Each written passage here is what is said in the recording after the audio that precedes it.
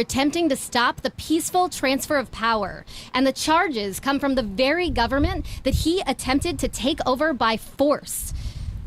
The fact that President Donald Trump has thus far managed to escape accountability for his historic crimes, despite an impeachment, despite devastating findings from the bipartisan January 6th Select Committee, is a wrong that needs correcting. And these charges from the DOJ are beginning that work. There can be no more serious alleged crime than a conspiracy to overturn the very foundation of our democracy, the right of all Americans to cast our vote and have it be counted. And so, we the people, we deserve this trial to be brought forward promptly. We're gathered here today really just to memorialize a simple fact. In these indictments, the justice system is working as it should. Holding the highest office in the land should not, according to the Constitution, and does not provide immunity from accountability, as would be the case for any other American who committed such serious crimes. Our legal system will judge Trump's actions and determine what the consequences will be from here. To protect the integrity of our democracy, it is essential that this case proceed like any other. And the same is true for the previous indictments that Trump has been charged with, and likely the next one that we will see from Georgia. It really can't be said enough. It is the name of our coalition. No one is above the law, and that includes a former president of the United States. So with that, I'm thrilled to bring up my co-moderator, Svante Murick, the president of People for the American Way, a leader in the Not Above the Law Coalition, along with Public Citizen, a friend and leader. Oh, thank you very much. Thank you. Thank you, and good afternoon. My name is Svante Myrick. I'm the president of People for the American Way. For 4 decades, we have fought to make sure that every American enjoys the right to vote, and to have that vote counted. And so we're here today. I'll confess, I was speaking to a reporter, and I might have been smiling, and they said, well, are you happy today? And I actually had to think about that for a moment. Am I happy today? I'm not happy because I'm not satisfied. And I'm also not happy because, frankly, it is a dangerous moment in a democracy to have to arraign a former president. It's a dangerous moment. And so we are not happy. This is not a celebration, but this is, in fact, a reckoning. This is a reckoning. It, frankly, has taken far too long to get here, but we are relieved that it is here now. Because the only thing more dangerous than arraigning a former president for his crimes is allowing a president to attempt to subvert our democracy and then get away with it. The true danger here, the true danger is we all know, the world knows, the world is watching what happens here today. We know what he attempted to do. And now, because of the facts in Jack Smith's indictment report, we know that Donald Trump knew what he was attempting to do. Donald Trump was lying to his supporters. Donald Trump was mobilizing government resources to install fake electors and keep himself in the White House despite losing both the popular vote and the Electoral College. Imagine where that ends. Do we really believe that after a second Donald Trump term, he would not do the same thing? And after a third Donald Trump term, he wouldn't install Donald Trump Jr. as president for life of the United States? We have all, it seems like a joke, doesn't it? But we have seen democracy slide this way before. We have seen strongmen, including some of Donald Trump's favorite world leaders, by the way, get reelected with 99% of the vote. We have seen what happens to a republic that does not have checks and balances. Ladies and gentlemen, today, we are seeing Donald Trump be checked. And we are seeing his attempted coup be rebalanced by a Department of Justice that for the first time in our nation's history has indicted a president for attempting to invalidate an election. And I would be remiss if I did not say, as a black American, that it's not lost on me that Donald Trump is being arraigned today under the very same statutes used to prosecute the KKK. The very same stochastic terrorism and attempts to disenfranchise voters, the same things the DOJ used to put the Klan underground, are being used on a former president that surgically targeted Atlanta, Detroit, and Milwaukee. They went to where black voters voted and tried to have our votes thrown out. So no, we're not celebrating. We are gearing up because as the DOJ does their work, we in our coalition will continue to do ours, to lift up these voices and to remind Americans that this government still belongs to us. This nation still belongs to us, and we will have the final say next November and every 4 years after that. So thank you for being here, and I hope you're welcome to the stage. Oh, excellent. Praveen is next. This is the Vice President of the Constitutional Accountability Center. Here he comes. Good to see you. Yes, how are you?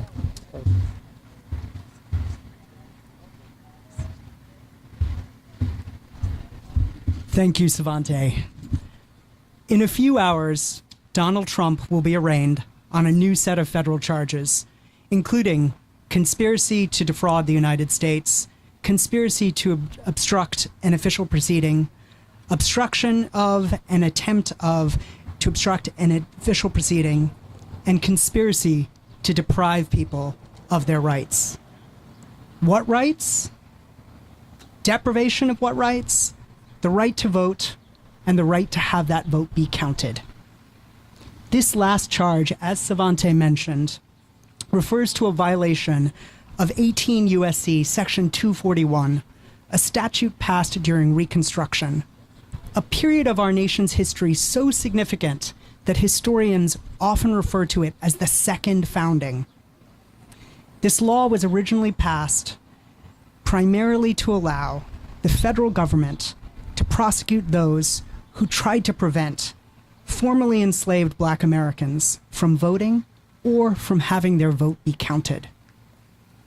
And in the past century, this statute has been used countless times by the Department of Justice under Republican and Democratic administrations to promote and protect voting rights and to help preserve the multiracial participatory democracy that is our nation's promise.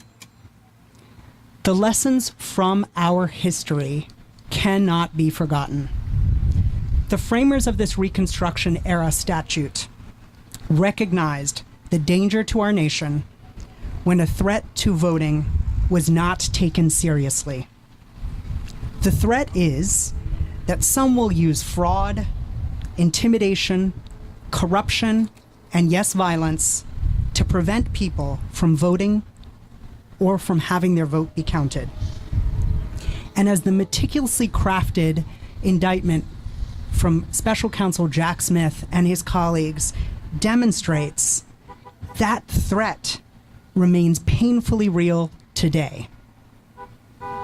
When such offenses occur, they must be prosecuted. A trial should proceed without delay, and it must go wherever the law and the facts lead.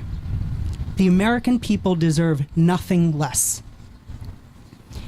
If the rule of law is to mean anything in our nation, it must mean that the laws that bind you and me bind the powerful. And yes, that includes former presidents. No one is above the law. Thank you.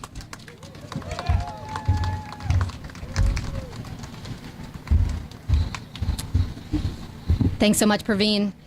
So now we're turning to an organization that is focused on everyone having the right to vote, including the people of the District of Columbia.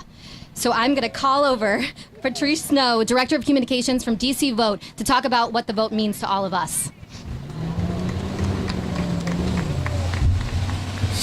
Good afternoon, everyone. My name is Patrice Snow, and I'm the Director of Communications at DC Vote. Let's make no mistake about it. The crimes outlined in these indictments are a direct threat to our American democracy. And here, in our nation's capital, the 700,000 people who call DC home feel the impact of these crimes in a different way than the people living in the 50 states. In our federal government, the only representation we have here in D.C. is our 3 votes in the Electoral College. We are locked out of the Senate. Our voice in the House is just that, a voice. We have no final vote on the policies under which we live. The only time our voices count is in the eyes of the federal government is when we cast them for President of the United States. And had the alleged crime succeeded, we would have had that right ripped away as well. We feel the impact of these crimes because they happen right here in our home and will be tried here in our courts by a jury made up of our neighbors. The people of D.C. will be asked to rise to the role and decide one of the most consequential cases in American history, and we will. There are those who will once again try to cast the people of D.C. as part of the problem. That's because they don't know us. They don't know our neighborhoods. They paint us with a broad brush, claiming we're all alike, beholden to the government, or part of the swamp. But we are a proud people, a people truly representative of the nation. We come from all backgrounds, all incomes, all races, all sexual orientations, all gender identities, and all political parties. And like no other place in the country, we are proud to be the nation's capital, and we believe in the ideals that built it. We never take for granted our democracy. We have fought for far too long for the little scraps that we have been given. The people of D.C. deserve the full and equal representation of statehood because we are fully and equally representative of this nation. We, the people of D.C., will ensure that our democracy is protected, even as we continue to be blocked from it. We always have, and we always will. Thank you so much, and stand with us as we demand D.C. statehood right now. Thank you.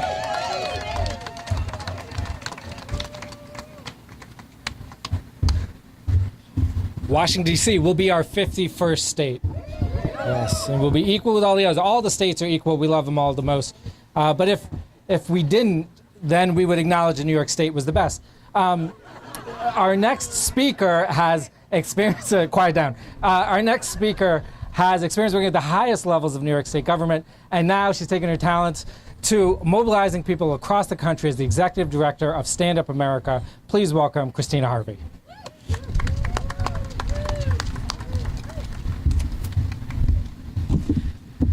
Good afternoon, everyone. I'm Christina Harvey. Good afternoon. And thank you all for coming out today. It's awesome to see so many folks out here. I'm Christina Harvey. I'm the executive director of Stand Up America, but I'm the former senior advisor to the New York Attorney General. And I'm here today on behalf of our nearly 2 million members across the country who are fighting every day to protect and strengthen our democracy.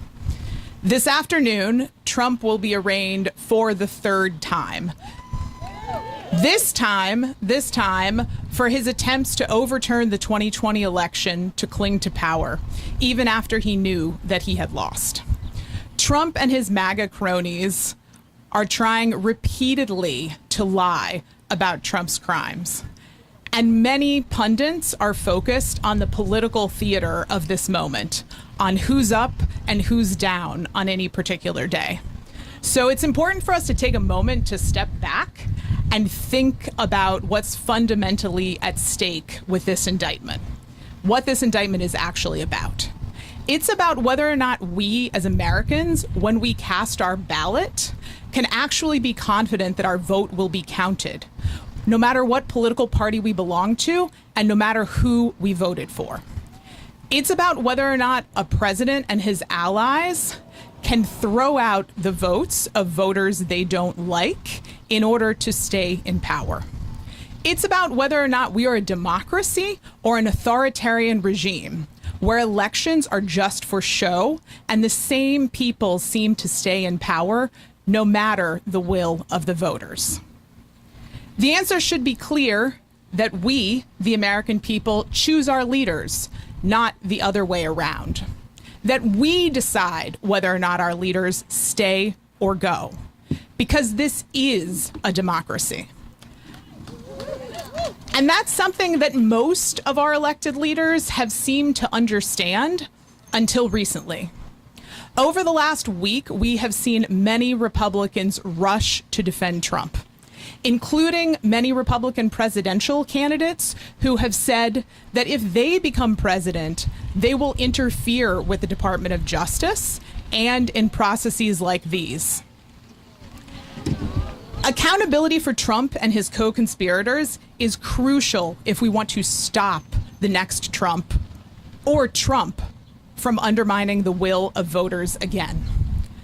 Now that Trump has been indicted for his crimes against our democracy, finally, we must let the Department of Justice and the courts do their job without interference from anyone. We can't let anyone interfere, and we can't let Trump and his cronies rewrite history. I have read all 45 pages of the DOJ's indictment, and I can tell you that the truth is simple. Trump deliberately lied about voter fraud. He used those lies to push state elected officials to overturn the will of voters and to create fake slates of electors. Then he pressured Mike Pence to throw out our real votes and accept those fake electors instead. And when all of his plots failed, when every plot failed, he instigated a violent insurrection as a last-ditch attempt to overturn the will of the American people. Now I'm going to finish by quoting Mitch McConnell, somebody who I do not often quote. But Mitch McConnell said in 2021, "This was an intensifying crescendo of conspiracy theories, orchestrated by an outgoing president who seemed determined to either overturn the voters' decision or else torch our institutions on the way out."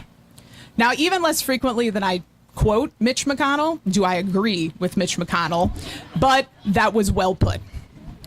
Stand Up America and our members will continue lifting this truth. We will continue standing up against the lies that are being told about Trump's crimes right now.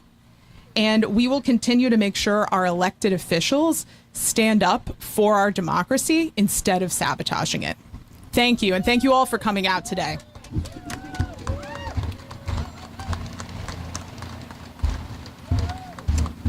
Thanks so much, Christina, and fantastic to see a bipartisan quote on this stage. This issue is and should be bipartisan, pursuing the truth and getting accountability. So now I am thrilled to bring up Christian Nunes, president of the National Organization of Women, to speak.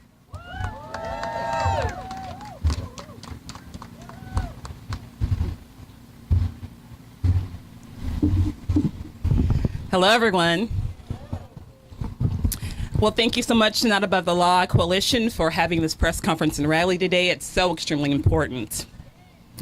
Martin Luther King said it best when he said, "Our lives begin to end the day we begin to become silent about things that matter." So right now, for the past few years, we have seen our democracy under attack. We've seen our fair elections under attack. We've seen violence, hate, bigotry, misogyny, racism be used as weapons to scare, threaten anyone who has tried to stand up for justice. Yet today we are here to remind everyone that what unwavering commitment to justice looks like. So can I get an amen on that one? So today we've seen that our system of justice is prepared to hold Donald Trump accountable for his crimes against democracy. But truth can't wait for just Trump's to be held accountable and his trials to begin. We must all be willing to stand on the line for truth and justice. We must all be willing to stand on the lines for truth and justice. We must continue this campaign for truth, to protect our freedoms, stand up for forces against oppression and marginalization and discrimination that Donald Trump feeds on. Donald Trump has been indicted for conspiracy and obstruction. But it's his contempt for the law that screams from the rooftops. Contempt for democracy and for our elections. Contempt for everything that stands in his way. And all he stands for is for himself. But it's time we finally hold him accountable and hold him accountable for all the violence that he's been inciting for the last few years, inflaming on vital voter suppression and for this country. Donald Trump is not above the law. And Donald Trump does not stand alone in this. He stands along amongst a line of people who've been helping him and standing the structural ills of this country. Those white supremacy, homophobia, misogyny, xenophobia, all of this, we must be held accountable as well. If we are to ensure that everyone can equally enjoy justice and equality, we cannot have a former president be able to operate on his own set of rules. We cannot allow continued attacks on our democracy go unchecked and uncontrolled. To keep everyone safe, we will demand that no one be held above the law. And we will continue to call out everyone who will try to maintain systems of oppression and disenfranchisement. I cannot think of anything more anti-American and anti-freedom than attacking the very foundations of democracy. But we will not bend and we will not break. I want you all to say that. We will not bend and we will not break. That's why we will continue to hold him accountable and his associates accountable. But we will also need to dismantle the very systems of oppression and white supremacy and that perpetuate injustice in this country. Donald Trump is facing prison time today because he tried to subvert the elections. We cannot let this be normal behavior in this country.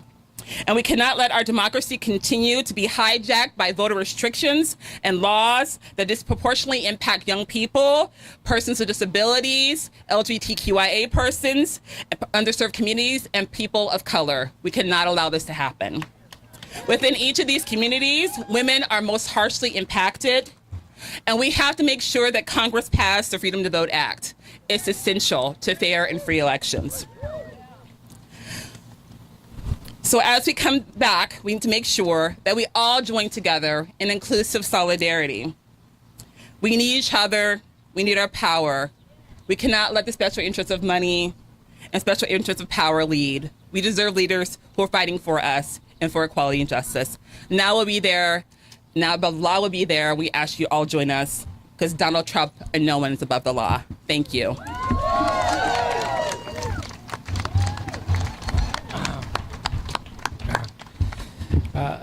Terrific. It is now my pleasure to introduce to you Noah Bookbinder. Noah has been president for the last 8 years of CREW, which is the Citizens for Responsibility and Ethics in Washington. Ladies and gentlemen, Noah Bookbinder. Thank you, of course. Hi. So apparently there was an indictment this week. So the reason we're out here today is not because a former president was indicted for the third time, though that is remarkable. We're out here talking about this indictment because this is the big one. This is the one that addresses Donald Trump's efforts to prevent the peaceful transfer of power, to invalidate the votes of tens of millions of Americans, and to keep himself in power by force after an election that he lost. That is about the most serious offense a leader can commit in a republic. And if it went unaddressed, we risk that becoming accepted in America, something that could and will happen every time someone power hungry doesn't like the result of an election. If that happens, our democracy breaks down and we lose our ability to choose our own leaders. All of the indictments of Donald Trump are important, but that's why this one is essential to the future of our democracy. I used to be a federal corruption prosecutor. I prosecuted senior officials and low-level government employees, people who used their positions to enrich themselves or disrupted government functions for their own gain. Accountability was crucial to make sure that we safeguarded a government that worked for us, for the American people. It was a while ago now, and I don't remember everything, but I'm pretty sure of this. As important as those cases were, not a one of those people I prosecuted was a billionaire who used the American government to enrich themselves. Not a one of them tried to keep themselves in power after losing an election. Not a one of them threatened the continued viability of our republic. Yet they were appropriately prosecuted. You know why Donald Trump also needs to be prosecuted? You know, because no one is above the law. So what happens now? It's crucial that prosecutors like Jack Smith successfully bring Trump to justice and convict if that's what the law and the facts dictate. And I believe they will. It is crucial that litigators like us and state officials successfully enforce Donald Trump's disqualification from office under the 14th Amendment to the Constitution for engaging in insurrection. And I believe we will. And it is crucial that you go out there and spread the word. Trump and his supporters will argue that he is being persecuted, that the prosecutors are biased. We all have to get out there and tell the world that these were thorough investigations by prosecutors with integrity, that these charges are not just supported by fact and law, but necessary for the survival of our democracy. That's right. You need to tell the world that no one is above the law, and you need to be louder than they are. And I believe you will. Thanks so much for coming out today.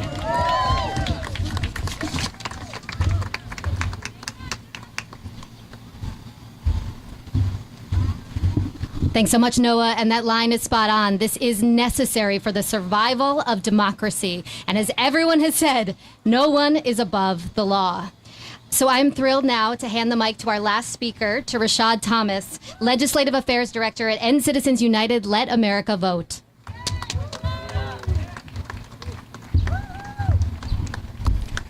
Hello, everyone. My name is Rashad Thomas, and I'm here on behalf of End Citizens United, Let America Vote. We are a grassroots organization with more than 4 million members across the country, and we're dedicated to protecting the freedom to vote and rooting out corruption within our government. I'm honored to be here on this momentous day with so many great allies and leaders. We're here today to join the chorus of voices calling for accountability for Donald Trump and his co-conspirators.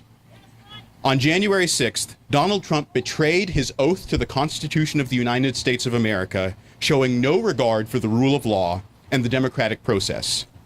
American democracy faced an unprecedented threat when Trump unleashed a mob of insurrectionists on the Capitol. And what's worse, 147 Republican members of Congress voted to deny the will of the people and overturn the results of the 2020 presidential election. It was a coordinated and meticulously planned attack at Donald Trump's command. January 6th was a direct attack on what this country was built on: free and fair elections and the peaceful transfer of power. We commend Special Counsel Jack Smith and the Justice Department for holding Donald Trump to account for his heinous crimes. This indictment is thorough, damning, and unequivocal in making the case against Trump. Today's arraignment is the next step in the fight for justice and accountability. No one is above the law, not even former presidents.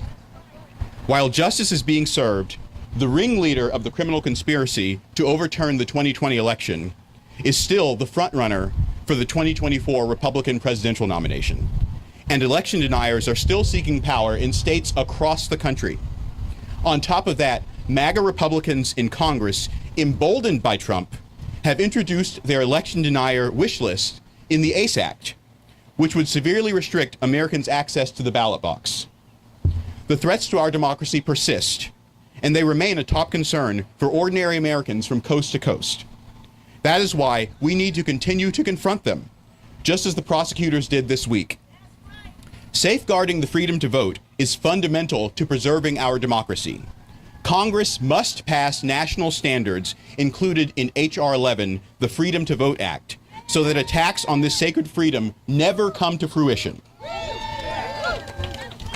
If we don't pass these common sense measures, election denialism will take root in our country. This nation's noble experiment in self-government is too precious to allow a mendacious former president to attack its very foundations and walk away unscathed. We will never stop fighting to protect American democracy, and we hope you will join us in continuing the fight. Thank you very much.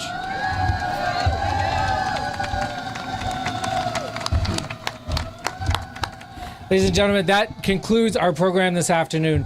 Thank you all for being so committed to this fight. I hope you'll join me in thanking Lisa Gilbert, public citizen, just terrific. All of our partners in the Not Above the Law Coalition, please do check us out. From People for the American Way, the Constitutional Accountability Center, DC Vote, Stand Up America, the National Organization for Women, Citizens for Responsibility and Ethics in Washington, and End Citizens United.